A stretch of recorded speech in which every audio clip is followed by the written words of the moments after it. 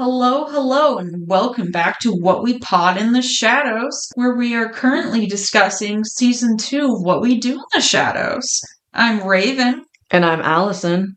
Today we are going to be discussing the episode Brain Scramblies. But before we do that, if you haven't already, if you could take a moment of your time to subscribe to the pod and or leave a comment or review, that would be super helpful for getting the pod out there so more folks can see it or hear about it, rather. And if you write us a review, we might read it on podcast.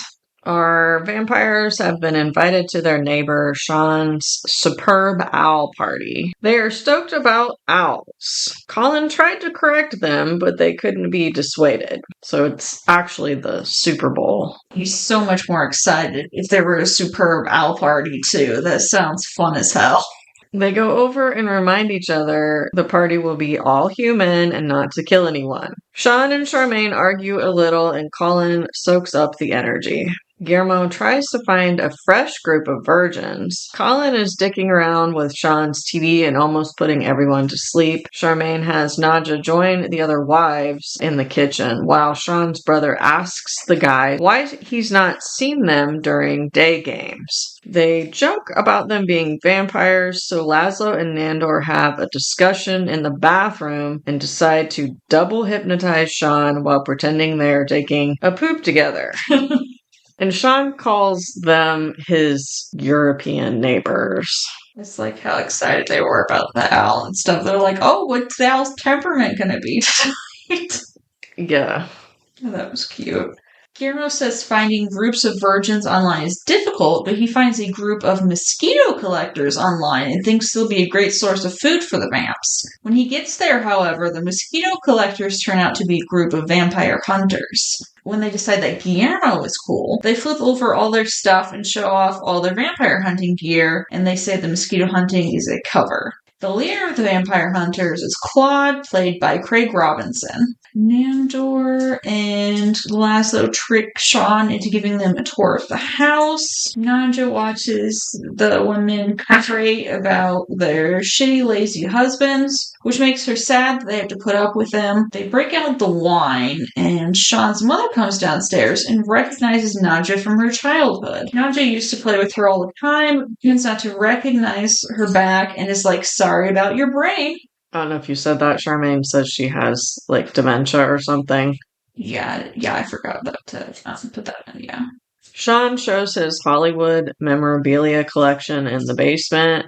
So, he's got, a lot of Ocean's 11 stuff. They confront him with being a vampire and realize he didn't actually think they were vampires, but since they showed him they can float, they have to hypnotize him. And they do, but now he doesn't even know who he is. The vampire hunter group does a slideshow, and the one member suggests they all have sex so no one is a virgin, so that they're not vulnerable to vampires. Yeah. Everyone else is just like, stop suggesting that, please. Yeah, but I sort of get his point. It's I feel like nobody knows that they're vampire hunters, but that guy sort of does get it, that the vamps would be interested in them. Yeah. Nadja sneaks upstairs to see Sean's mother, Joni. She sees a wedding photo with a jade necklace in it. She recognizes one her mom gave her before being killed by a bear. She says the necklace contains the screams of her mother. And so then she starts tearing up the house looking for the necklace. Colin bored the shit out of Sean's friends talking about the halftime show when Sean comes in with nachos, which are really batteries that he cooked. Laszlo says it's possible to over-hypnotize someone, and that Sean has been so over-hypnotized that he now has brain scramblies, the worst stage of over-hypnosis. Nandor says the proper etiquette for brain scramblies is to mercy kill him by decapitation. Nadja looks for the necklace in the bathroom where Laszlo and Nandor are plotting. They explain that Sean has the brain scramblies. Nadja says that he needs to be killed for his own sake, but Laszlo doesn't want to because he's his rotten soldier. Laszlo says that they should give him one last perfect night before they kill him, and the others agree. The vampire killing group reveals they've never met a vampire, except for one girl in the group who turns out to be Jenna's roommate. They take Sean flying and show how they turn into bats, and Nadja can crawl up walls and send dogs after him. He's basically terrified the whole time. So they think they're like doing something fun, but Sean is like the poor man. Freaked out. Jenna's friend, Shanice, tells how awful it was losing Jenna. Guillermo tries to leave, but they hand him a crossbow and he shoots the 3 mannequins they have almost accidentally in their heads. He quickly runs out, but the other members are impressed and hope he comes back the next Wednesday. They finally go to kill Sean when Sean sees his wife, Charmaine, not realizing they're married already, and gets excited about her attractiveness. Charmaine scolds him for not answering when she called him, but Sean flirts with her and gives her a necklace, which turns out to be Nadja's jade necklace. He says he wants to spend the rest of his life making her happy.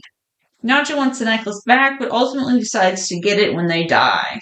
They leave with Colin, who has bored Sean's friends to sleep, even making one piss himself. Nandor says that their first superb owl party was a success, even though the owl didn't show up. And then we go to the after-credits scene where Nadja reveals to Joni that she has the gift of immortality. Joni wants Nadja to give her immortality too, because she wants to be young again. Until Nadja explains that she'll be elderly forever, then she's like, no thanks, I'm good. Yeah, I think she just said, I'll just die then, or something like that. Or I'll just pass, maybe. I've seen other people kind of pick up the Superb Owl name. I guess people who are not into sports, but like, I feel like that one brewery had a Superb Owl party. Yeah, I think they did. I thought it was funny. I would way rather have an owl-themed party than a football-themed party, for sure. I'm wearing an owl shirt right now, technically. It's Rowlet from Pokemon. Yeah, I can't remember. I think we see the mosquito group again? Maybe? I can't actually remember. But it is funny that he finds, it's like he can't help it. Guillermo finding a group that's actually vampire killers, although they've never seen a vampire. And yeah, I think he thought like the universe was trying to tell him something. I think he said that this is like his destiny. Yeah. Like Colin is both funny and also you're just like, oh my god. With like he was trying to do something with like the settings on the TV so that like, you know, it's the perfect way to watch a sporting event, but him describing it all and you know, they wanted to see the kickoff and everything. So it's like, I do love the different ways that they kind of show him being his energy vampire self. But then I sometimes I'm just like, oh my gosh, like just stop.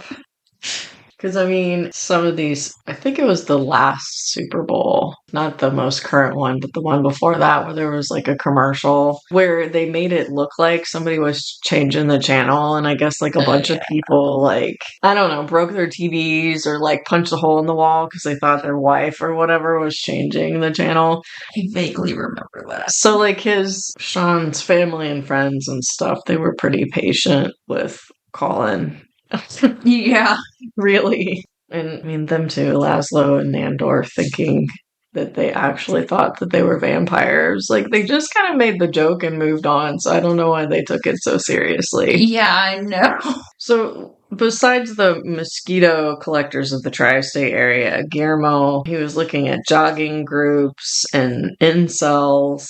He's just kind of like running out of groups that might contain virgins. Yeah. I think he said like the joggers were too sweaty and slippery, and then the incels, they were too bitter. Yeah. I did like them introducing like Sean's mom and like that she remembered Nadja from a little girl. Like that's how long they've lived next door to her. Yeah.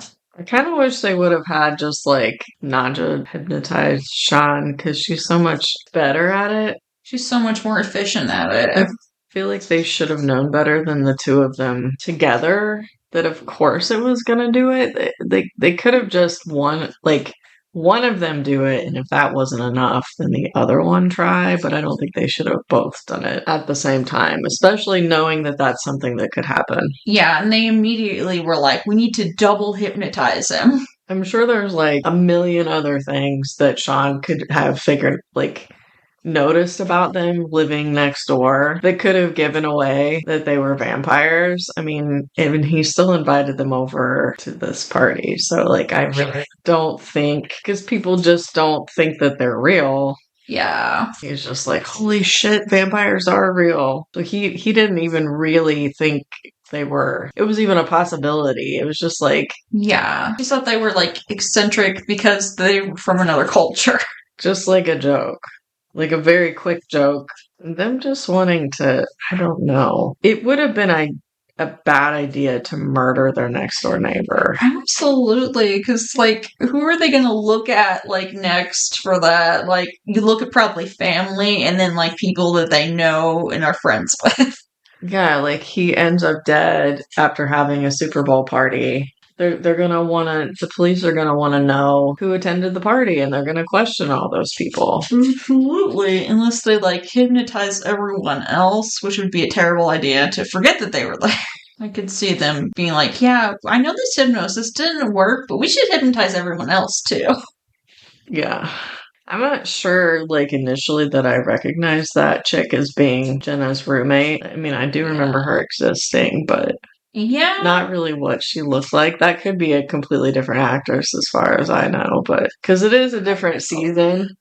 So they could have swapped her out. I mean, I guess we could have looked it up, but like Guillermo kind of, he feels guilty about that sort of stuff, like the victims, and then he kind of just moves on. So, I mean, I guess I get it. Like, if you decide to be a familiar, and even if, like, ultimately he did get turned into a vampire, that's kind of would be his reality. indeed, indeed. I don't know how often, like, they really have to drink, and if they can do it without killing people. Yeah. I'm thinking they probably could. I think they just don't care anymore. Yeah, that's kind of what I feel like And too. I feel like that's part of like what the hypnotism is for. I don't know if it's like Interview with the Vampire or whatever, but they would like, I think, take like a little bit of their own blood or something to put on the marks on the neck to kind of heal it real quick.